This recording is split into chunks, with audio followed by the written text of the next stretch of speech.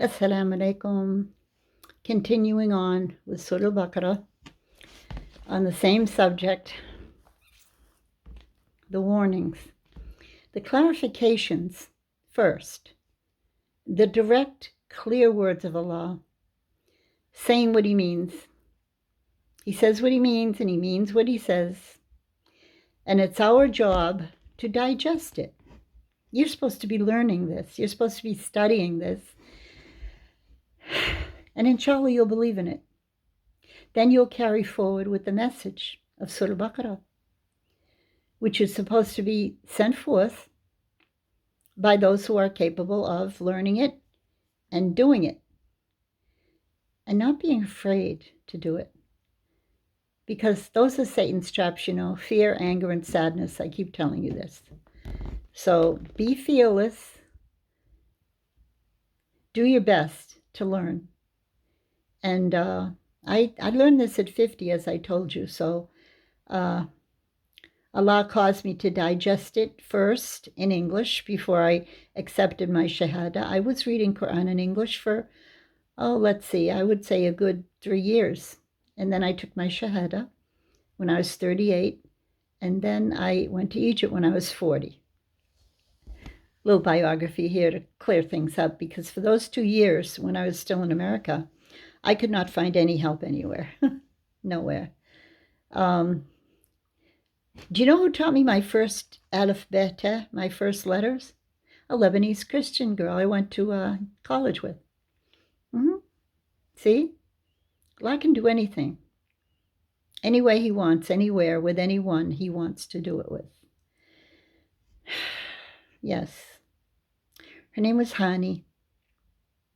And also, she didn't have a coward husband that was afraid to let her teach. She wasn't married. And I find that that's often a stumbling block with Muslims who perhaps could do a lot for the religion, but they call them your better half. If only. Usually they're afraid. Someone tells them, don't do it, and they say, harder. Then they say to their wife, you can't do that. So, could that be why the Catholic Church doesn't want nuns and priests to be married? Because married people affect each other very greatly. That's why I always say the Protestants are closer to Islam. They get married. And if it's a good marriage, it's supporting each other and sharing and caring and helping. And, we used to say in the vows of the Catholic Church, they would say, in sickness and in health,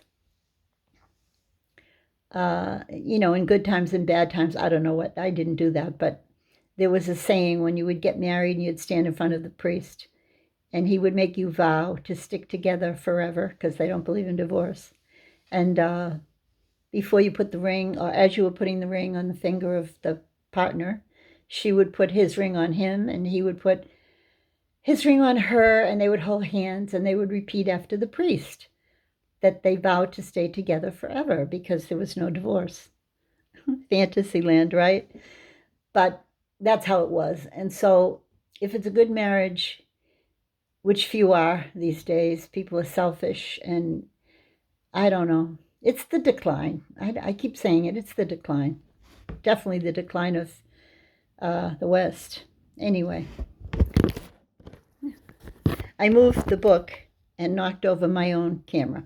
So here we are, page 14, Surah Baqarah. I just finished page 13.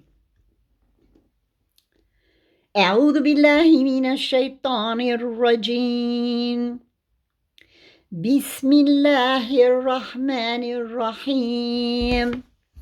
Let me adjust this, because I know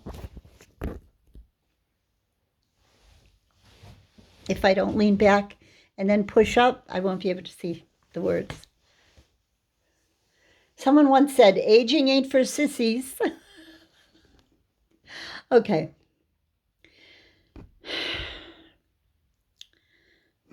Sorry, I have to put it up close. وَلَمَّا جَاءَهُمْ كِتَابٌ مِّنْ عِندِ اللَّهِ مُصَدِّقٌ لِمَا مَعَهُمْ وكانوا من قبل يستفتحون على الذين كفروا فلما جاءهم ما عرفوا كفروا به فلعنة الله على الكافرين بئس ما اشتروا به أنفسهم أن يكفروا بما أنزل الله بغيا أن ينزل الله من فضله على من يشاء من عباده فباءوا بغضب على غضب وللكافرين عذاب مهين. And when a book came to them verifying that which was with them, musaddiqun, you know musaddiq, it means sadaqa, verifying the truth. It means that this book that they got was verifying, which is meaning here, referring to the Quran, lamamahum, the Injil that they had. If you want to say it was also to the Yahud, well, the Yahud got the book first. Then the Christians got their Injil. So you can interpret this as being you got something that was verifying what you already had from Allah. However, it doesn't give details here about how they changed it. Allah's just saying they got it. وَكَانُوا مِن قَبْلُ يَسْتَفْتِحُونَ عَلَى الَّذِينَ كَفَرُوا. And this new revelation was used earlier on those who didn't believe. It was used like a proof. فَلَمَّا جَاءَهُم مَا عَرَفُوا كَفَرُوا بِهِ. But then they disbelieved in it after they knew that it was verifying what they had. So the curse of Allah is on these disbelievers. Now, bi'sama ashtaru bihi anfusum, bi'sama, it means something terrifying, horrid. Bi'sama. You know, I know sometimes I digress, but I have to because the Arabic goes straight to my heart because it's new for me. And I remember when I used to buy breadsticks at the bakery in Cairo, they call the breadsticks bu'sumat. Bu'sumat. I thought it was a funny word, but I said bu'sumat because I didn't know any better. Well, here Allah says bi'sumat, so it's the same letters, just one vowel difference. So bu'sumat and bi'sumat, I used to say, after I knew, well, bi'suma is in Quran, and it's a really bad meaning. So why did they call the breadsticks sumat? And my Egyptian friends would just say, oh, you are so like, you need a big sheikh. We can't answer these questions that you ask us. Well, perhaps you want to ponder. Because Allah says here, this word is describing the horror that you had purchased for yourselves. And then Allah says, "An yakfuru bima anzala Allah." So when you don't believe in what Allah has sent down and you have already been exposed to it, it's a big problem. How is it so bad? Because they are baghyan, and baghyan is another word with a bad meaning, like baghyan an yunazzil Allah min fadli ala man yasha'u min ibadi. They are so incensed that Allah sent down to others, and this is why the Christians and the C&Js, they have a big problem of jealousy between each other, and they hate each other. Until now, they hate each other. So one says, we got revelation first, we're best. That's the J's. And then the C's say, no, you refuse to believe in Jesus. So therefore, we're the best.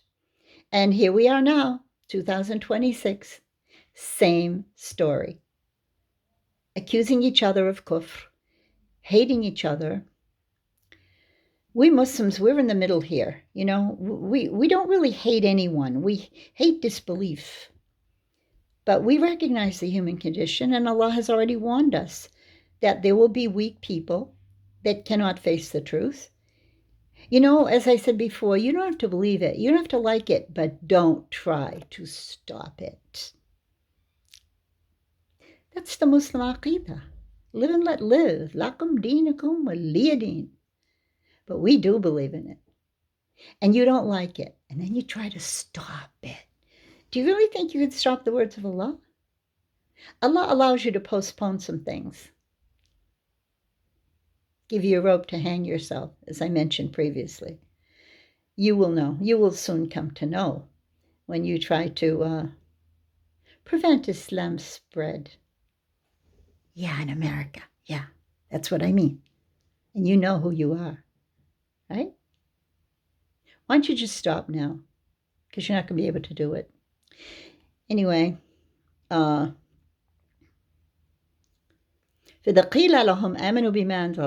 it is said to them, believe in what Allah has revealed. قالوا نؤمن بما أنزل علينا ويكفرون بما وراء. So when they were told to believe in the next revelation, they said, we're going to believe in what we got, meaning the Torah. And yakfuruna bima wara, and we are going to disbelieve in anything other than that. وَهُوَ الْحَقَّ مُصَدِّقًا لِمَا مَعَهُمْ. Allah said, I already told